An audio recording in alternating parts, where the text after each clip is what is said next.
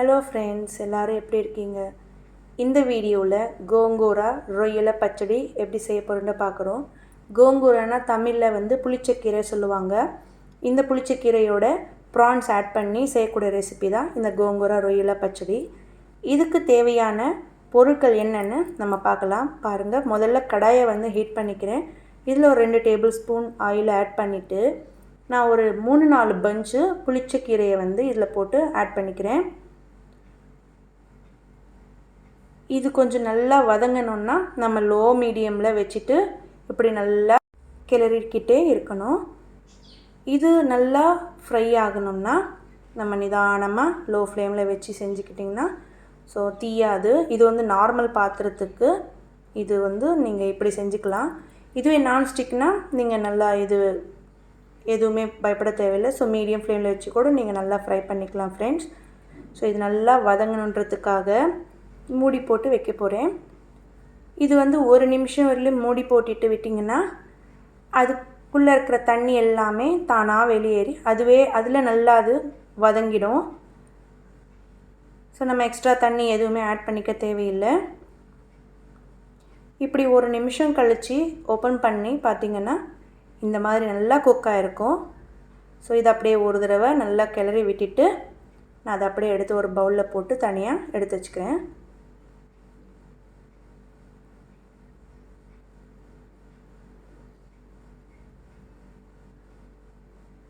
மறுபடியும் நான் இதே கடாயில் ஒரு 2 டேபிள் ஸ்பூன் ஆயில் ஆட் பண்ணிவிட்டு நான் க்ளீன் பண்ணி வச்சுருந்த டைகர் ப்ரான்ஸை நான் இதில் போட்டு நல்லா ஃப்ரை பண்ணிக்கிறேன். இதை 1 நிமிஷம் அப்படியே மீடியம் ஃப்ளேமில் நல்லா ஃப்ரை பண்ண விட்டுடுங்க.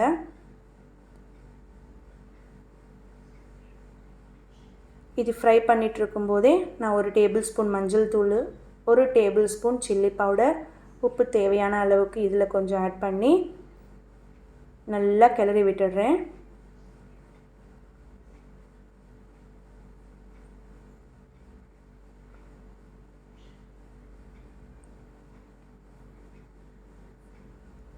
இது நல்லா குக் ஆகணுன்றதுக்காக நான் 1 நிமிஷம் மூடி போட்டு வைக்கிறேன். இப்போ நான் மூடி ஓப்பன் பண்ணி பார்த்ததுக்கப்புறம் பாருங்கள், இன்னும் கொஞ்சம் தண்ணி இதில் இருக்குது. அதனால் 1 நிமிஷம் அப்படியே வதக்கிக்கிறேன் மூடி இல்லாமலேயே.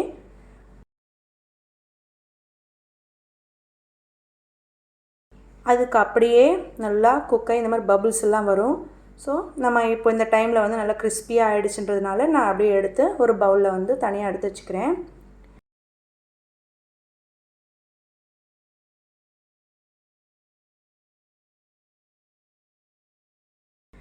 இப்போ குக் பண்ண இந்த கடாயிலேயே நான் திரும்பவும் 1 டேபிள் ஸ்பூன் அளவு சீரகம் இதில் ஆட் பண்ணிக்கிறேன். இது ஒரு 10 செகண்ட் நல்லா கிளறி விட்டுட்டு இதுக்கு மேலே ஒரு 3 பெரிய சைஸ் அளவு வெங்காயத்தை பொடி பொடியாக கட் பண்ணி இதில் போட்டு நல்லா கிளறி விட்டுடுறேன். இதுக்கு மேலே 4 பெரிய சைஸு பச்சை மிளகாயை நல்லா நடுப்பகுதியை நல்லா கட் பண்ணி இதில் போட்டு நல்லா ஃப்ரை பண்ணிக்கிறேன். ப்ளஸ் இதில் ஒரு கைப்பிடி அளவு கருவேப்பிலையை நம்ம ஆட் பண்ணுறதுனால நல்லா கூடுதல் ஃப்ளேவராக இருக்கும். இப்போ நான் 1 நிமிஷம் மறுபடியும் மூடி போட்டு வைக்கும்போது நல்லா குக் ஆகும். இந்த மூடி ஓப்பன் பண்ணதுக்கப்புறம் ஒரு தடவை கிளறி விட்டுட்டு நான் ஃப்ரை பண்ணி வச்சிருந்த அந்த ப்ரான்ஸ் எல்லாமே இதில் போட்டு ஆட் பண்ணிவிட்டு நல்லா கிளறி விட்டுடுறேன். அந்த ஆனியன் ஃப்ளேவரு இது எல்லாமே நல்லா ஆட் ஆகும்.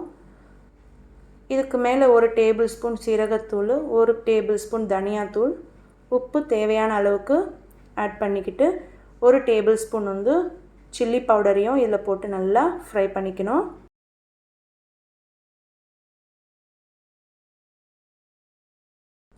இது நல்லா ஃப்ரை ஆனதுக்கப்புறம் ஒரு 2 டம்ளர் அளவு தண்ணியை நான் இதில் ஆட் பண்ணிக்கிறேன்.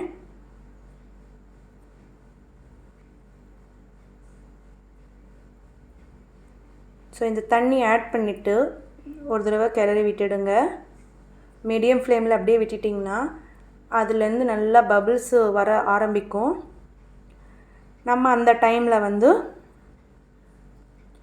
1 டேபிள் ஸ்பூன் நான் இஞ்சி பூண்டு பேஸ்ட்டை இதில் ஆட் பண்ணிக்கிறேன். ஆக்சுவலி நம்ம ஆனியன் போட்டு அந்த டைம்லேயே நம்ம வந்து இஞ்சி பூண்டு பேஸ்ட்டை போட்டு கிளறிக்கலாம். பட்டு நான் வந்து அந்த இடத்துல விட்டுட்டதுனால நான் இந்த இடத்துல கூட நான் ஆட் பண்ணிக்கிறேன். ஸோ நான் நல்லா கிளறி விட்டுட்டு மூடி போட்டு விட்டுடுறேன். இது இப்படியே ஒரு நிமிஷம் மீடியம் ஃப்ளேமில் விட்டுடுங்க. ஒரு நிமிஷம் கழித்து ஓப்பன் பண்ணி பார்த்திங்கன்னா இந்த மாதிரி பபிள்ஸ் எல்லாமே வெளியேறி இருக்கும்.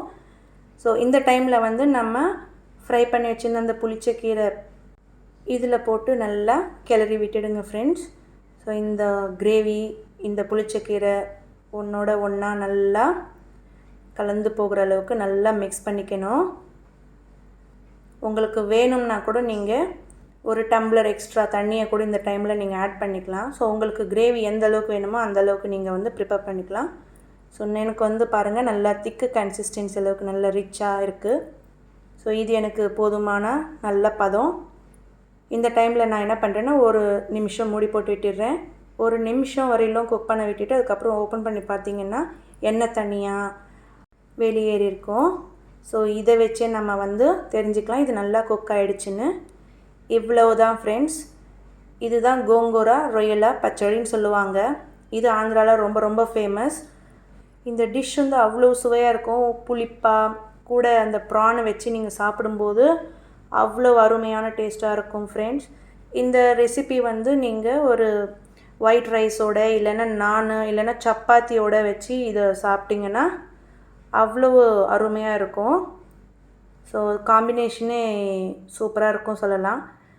ஸோ நீங்களும் ஒரு தடவை ட்ரை பண்ணி பாருங்கள். என்னோடய வீடியோ உங்களுக்கு ரொம்ப பிடிச்சிருந்தா மறக்காமல் லைக் பண்ணுங்கள், சப்ஸ்கிரைப் பண்ணுங்கள். தேங்க்ஸ் ஃபார் வாட்சிங். Take care. பாய்.